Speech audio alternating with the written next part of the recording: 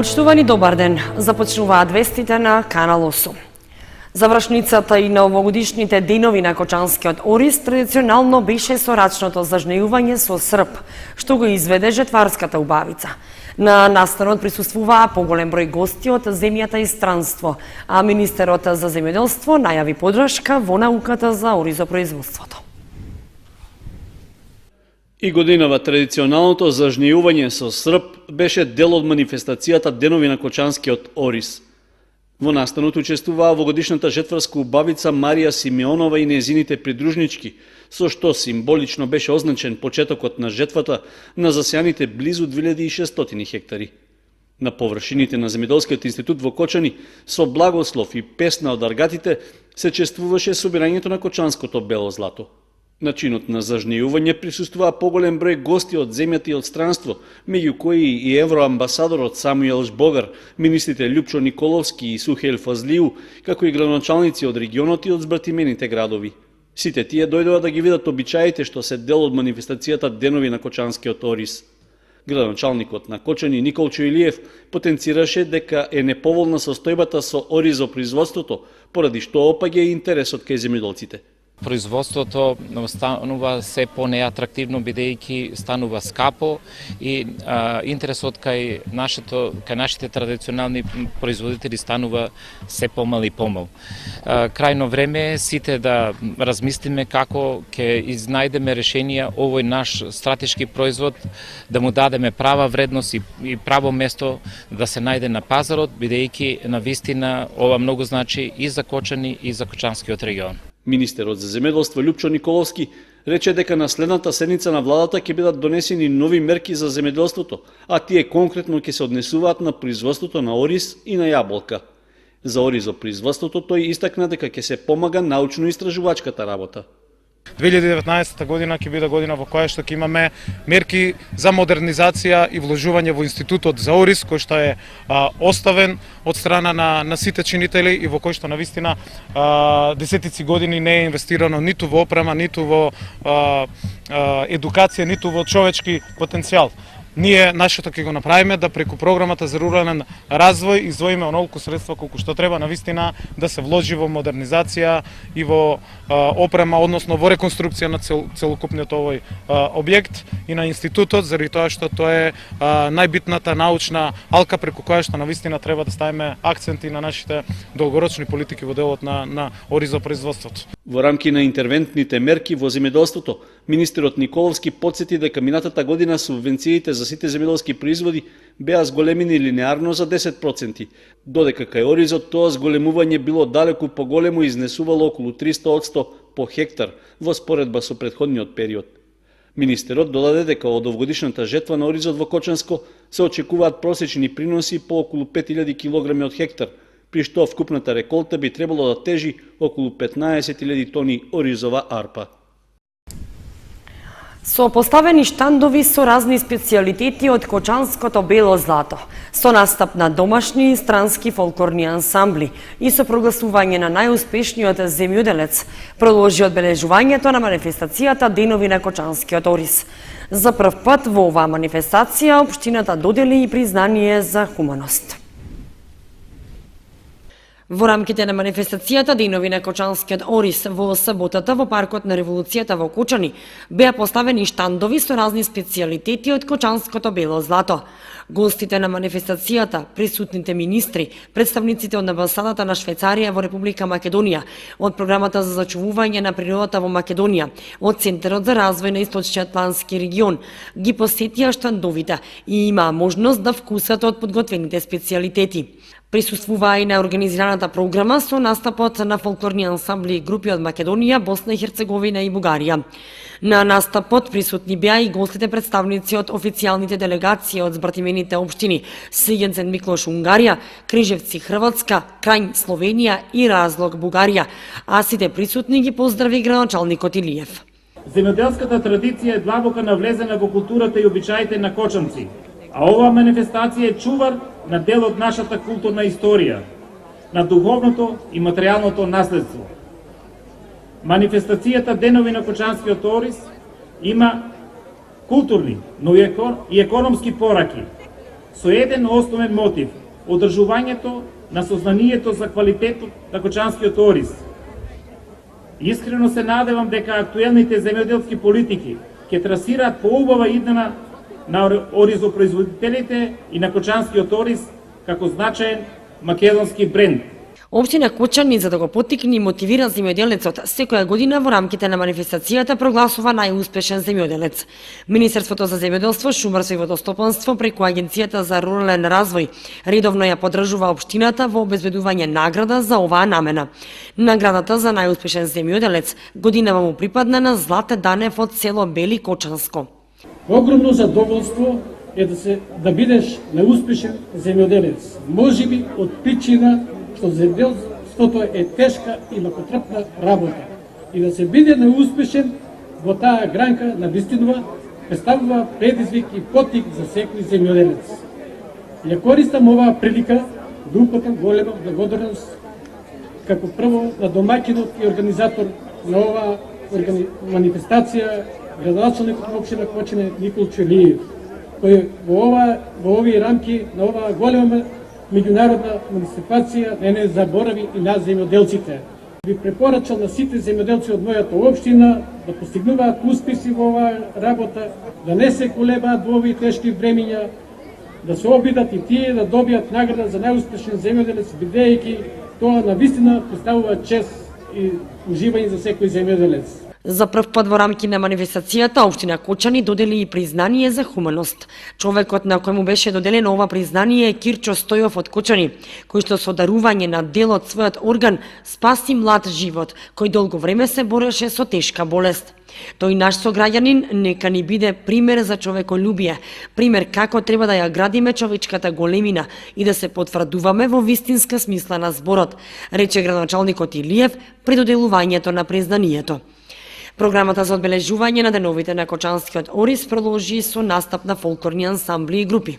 Први настапија членовите на фолклорниот ансамбл Кочани, потоа следуваа Младински културен центар Босна Арт Стјепан Поле од Босна и Херцеговина, Културно-уметничко друштво Руен од Кочани, фолклорен ансамбл Пиринче Благоевград Република Бугарија, фолклорен ансамбл Никола Јонков Вапцаров од Скопје, ансамблот Лјупчо Сантов од Оризари, ансамблот Пирински Полах Добриниште Бугарија, Културно-уметничкото друштво Српски вес од Куманово, ветераните од фолклорниот ансамбл Кочани, фолклорната група Вила Зора од Велес, фолклорната група Копачка село Драмче Делчево, ансамблот Мугри од Кочани, уметничкото друштво Кавалџи општина Босилово и малата група на фолклорниот ансамбл Кочани со Тресеница, како и групата Старс Бенд од Кочани.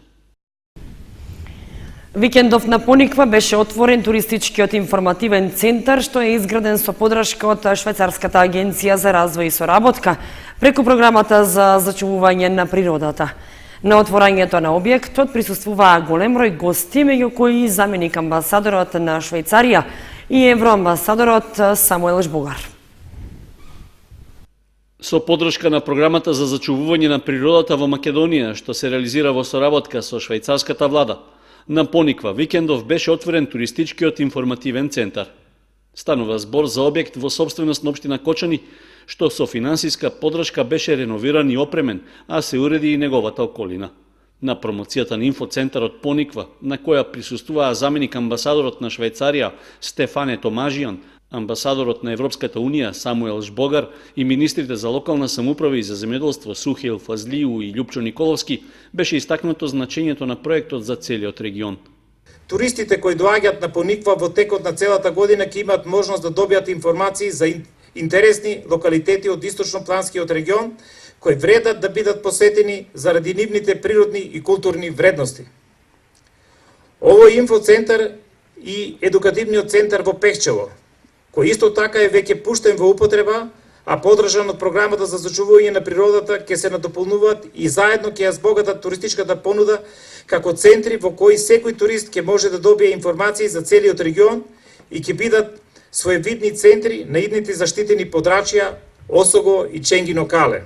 Министерот за локална самоуправа Фазлију рече дека државата ќе продолжи со поддршката на развојот на туризмот во регионот. Владата на Република Македонија ова година ги имаше дуплирано средствата за рамномерен регионален развој. Во моментов, во источниот плански регион започнува реализацијата на 10 нови инфраструктурни проекти или техничка документација за развој на планскиот регион, на селата и на подрачјата со специфични развојни потреби, во вредност од 36 милиони денари од буџетот на државата преку програмата за рамномерен регионален развој. Во промоцијата на туристичкиот информативен центар се вклучија и членови на извидничкиот одред Ластовица од Кочани, кои демонстрираат дел од своите вештини. Инфоцентарот Пониква е изграден со реконструкција на стар воен објект, кој во еден период функционирал и како воена болница. Во првата фаза, зградата беше комплетно обновена и внатрешно уредена, а со втората фаза се изградени амфитеатрален простор за интеракција со туристи, инфотерминал и место за одмор. Во објектот, туристите може да добијат информации, мапи, летоци и други печатени и промотивни видеоматеријали, како и сувенири за продажба. Инфоцентарот располага со сала за состаноци и семинари, што може да се изнајмува, со што би се обезбедувале средства за одржување на објектот. Со овој проект е изработена и веб страницата www.osogovo.mk, на која има податоци за осоговските туристички атракции, новости, настани, како и камера во живо со информации за моменталната температура, влажноста на воздухот, брзината и насоката на ветерот. Ново комунално возило за чистење на канализацијската мрежа доби комуналното јавно предпријатие Водовод. Возилото вредно 240.000 евра е донација од владата на Швајцарија и е дел од проектот за изградба на станицата за пречистување на отпадни води во Кочани. Комуналното јавно предпријатие Водовод од Кочани доби ново возило вредно 240.000 евра, специјализирано за чистење на канализацијската мрежа. Возилото е донација од владата на Швајцарија во рамки на проектот за изградба на пречистителната станица за отпадни води кај Мојанци. Промоцијата и неговото ставање во употреба се реализираше викендов, при што присуствуваа и представници од Швајцарскиот секретаријат за економски прашања. Од Кочанското комунално предпријатие рекоа дека се работи за значајна донација, што ќе го олесни извршувањето на редовните работни задачи. До сега комуналното јавно предпријатие Водовод Кочани има користено оваков тип на возило надворешна услуга за која нешто плаќаме превисока цена и која моментално е неисплатливо за комуналното јавно предпријатие. Сега во овој момент оваа донација како наша собственост, ова возило кој го имаме постојано, ќе можеме навремено и квалитетно да ја сервисираме канализационата мрежа во градот. За крај би сакал само да се заблагодарам до швајцарската влада за оваа донација, инаку ова возило стварно беше неопходно за потребите на градот и на самото комунално јавно предпријатие. Од Швајцарскиот секретаријат за економски прашања СЕКО, преку кој се реализираше донацијата на возилото, рекоа дека очекуваат тоа да го обслужува поширокиот регион. Ова е возило за чистење на канализацијата кое што денеска го промовираме. Дел е од проектот за изградба на пречистителната станица за отпадни води во Кочани. Како што веќе знаете, со помош на швајцарските средства се гради таа пречистителна станица, но од друга страна состојбата на канализацијскиот систем е од круцијална важност за добро функционирање и на канализацијскиот систем, но и за пречистителната станица. Ова возило заедно со машината, нели, представува прво од ваков тип во регионот. Секако во Скопје, во Куманово, тие веќе се во функција, но во овој регион ова е за прв пат да се донесе и да се користи едно вакво возило. Ќе биде од голема помош не само на Кочани, туку на целиот регион, бидејќи очекуваме да тоа помага и во другите градови. Кочанското комунално предпријатие Водовод до сега располагаше само со 2 постари цистерни со кои се одржуваше канализацијската мрежа. Поради честите дефекти, услугите се извршуваа нередовно и со потешкотии.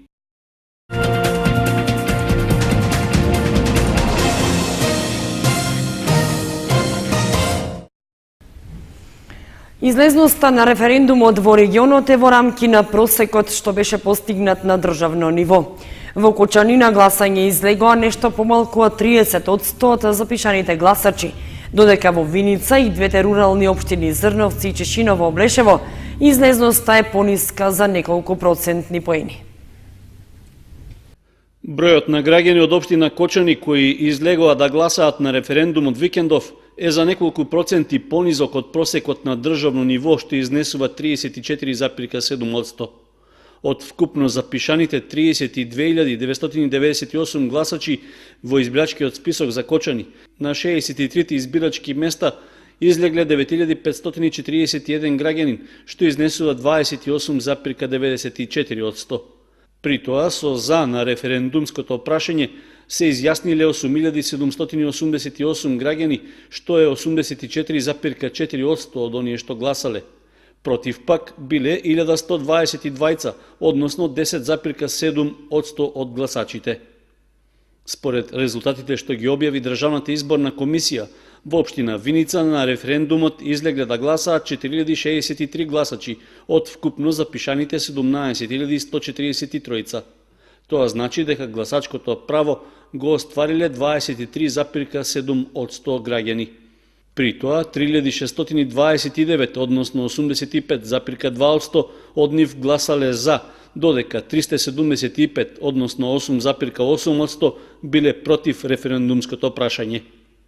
Во општина Чешиново Облешево пак на гласање излегле 1.422 граѓани, од вкупно запишаните 5.569 со право на глас, односно 25,5%. Од нив 1.297 или 80,7% гласале позитивно, додека против биле 213 гласачи. Најмала излезност во микрорегионот на референдумот имало во општина Зрновци. Таму од запишаните 2560 на 4 избирачки места излегле 520 граѓани. При тоа за гласале 439, а против 62 гласачи. Со оглед што во текот на денот се уште не беа процесуирани сите избирачки места на ниво на Македонија, Државната изборна комисија немаше податоци за бројот на неважички гласачки ливчиња, што објективно не можат битно да влијаат врз крајниот резултат од гласањето.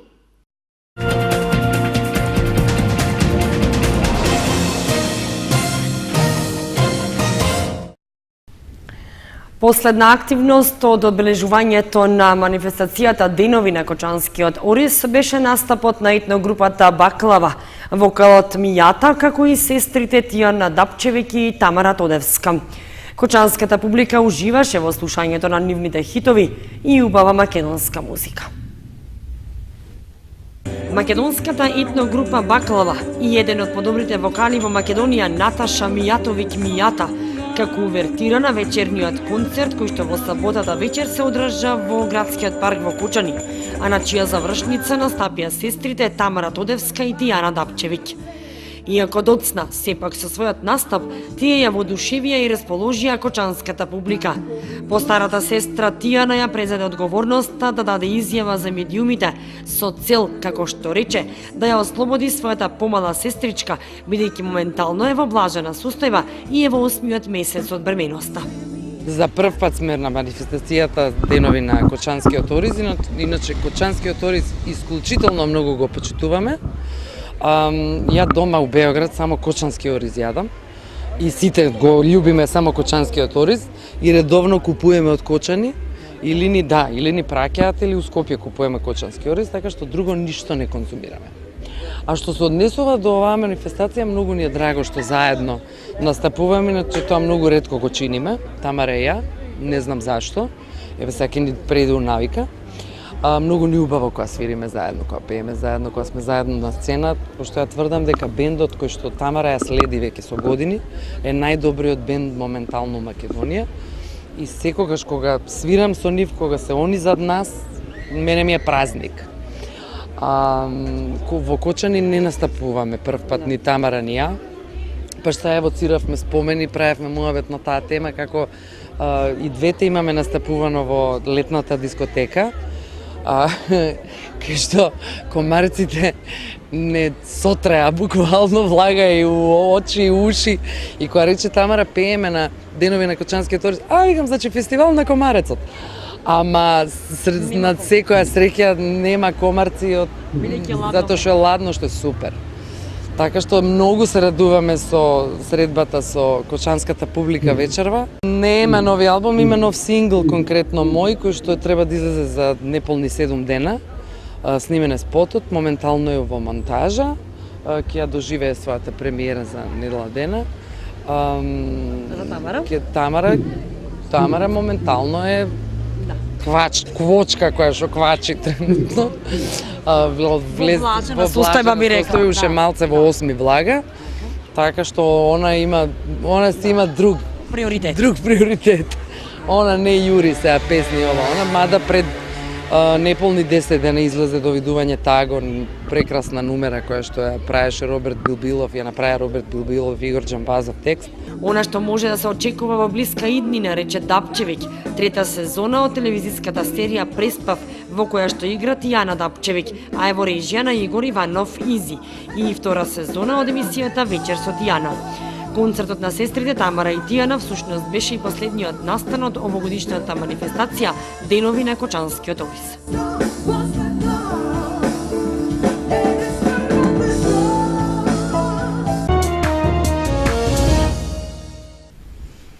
Кочанската библиотека Искра и оваа година активно се вклучи во одбележување на неделата на детето. По тој повод започна реализацијата на планираните програми. Јас ги познавам своите права и книгата патува во домот на секое дете. Учесници во програмата се децата од големите групи од детската градинка Павлина Велјанова. Во текот на неделата на детето предвидени се и 5 едукативно-креативни работилници.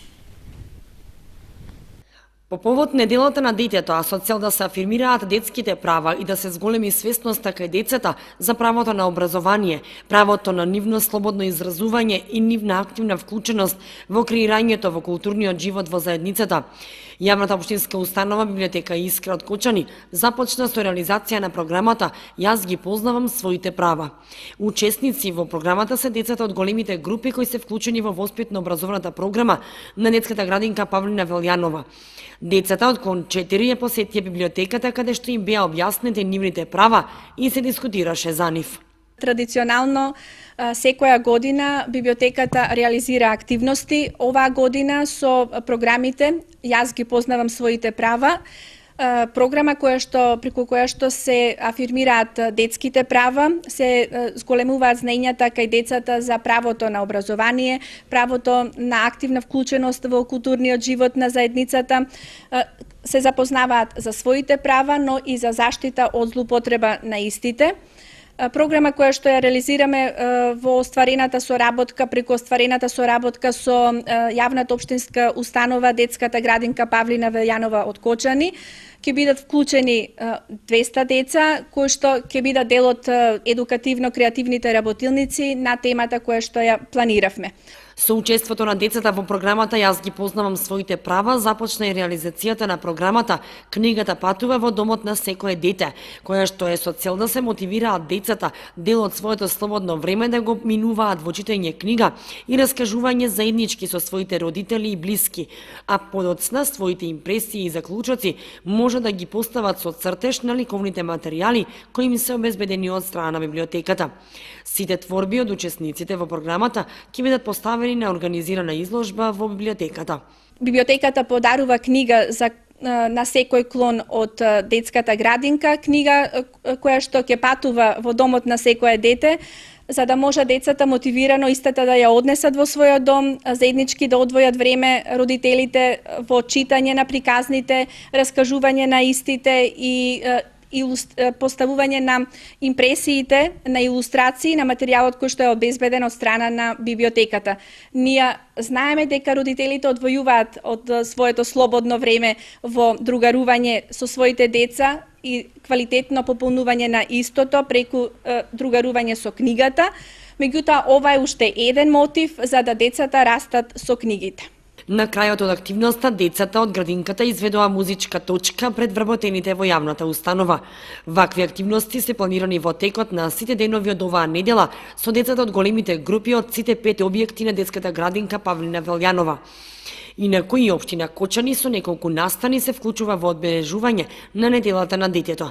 Во рамките на активностите планиран е писателски караван, разговор на учениците од литературните секции со писателите за деца Горијан Петревски и Ванчо Полазаревски.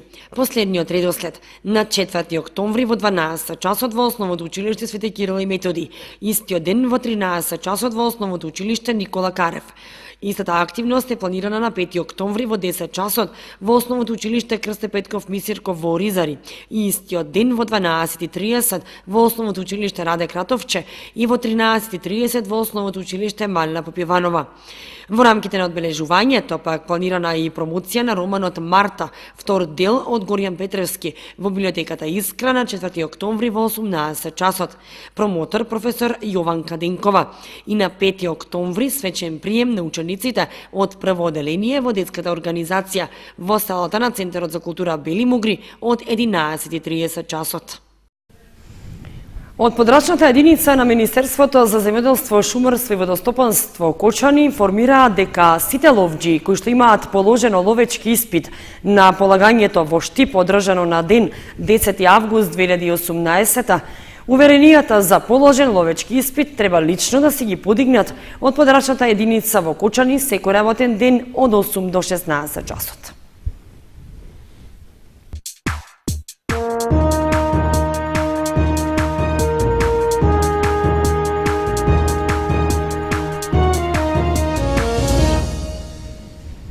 Следуваат информациите од спортот. Изминатиот викенд се игра редовните кола во првенствата на фудбалските лиги во кои се надпреваруваат екипите од Кочани. И Осогово и женскиот фудбалски клуб Кочани беа домакини, при што жолтосините ја забележаа третата победа против Овчеполе, а девојчињата загубија од лидерот Драгон.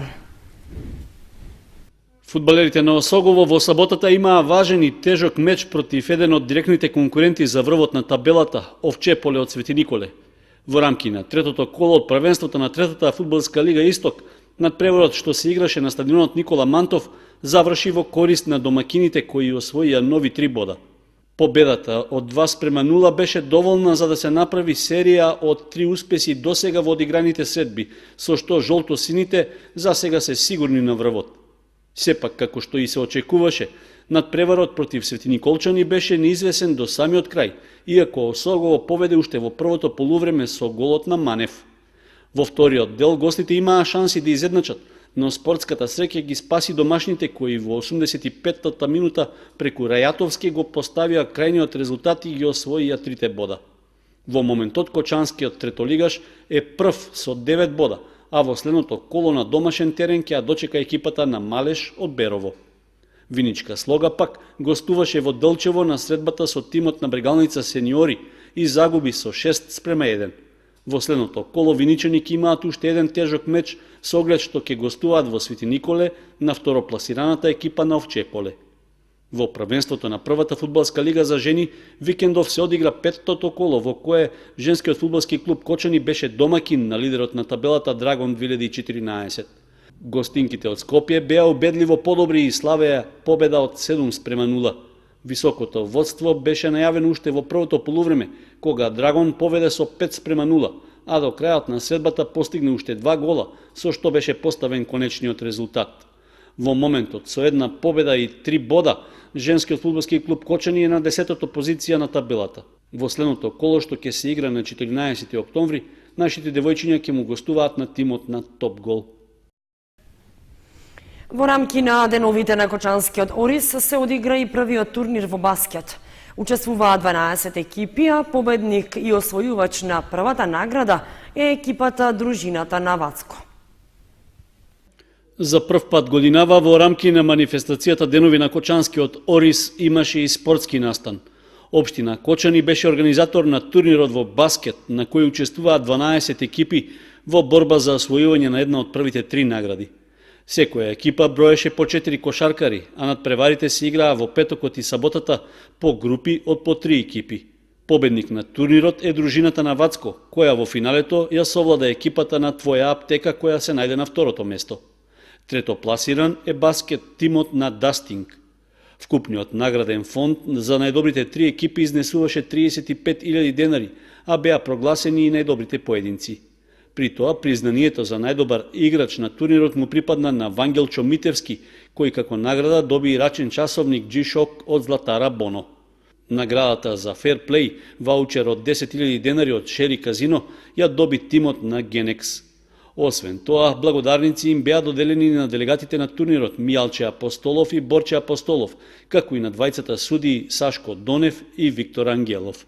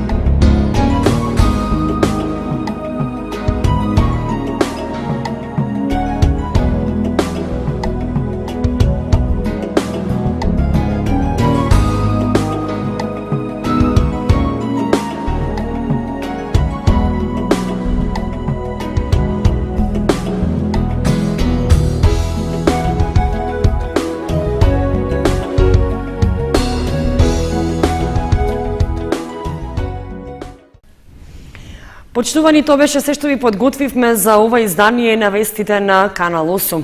Информациите ги имате и на нашата веб страница kanal8.mk. Довидување.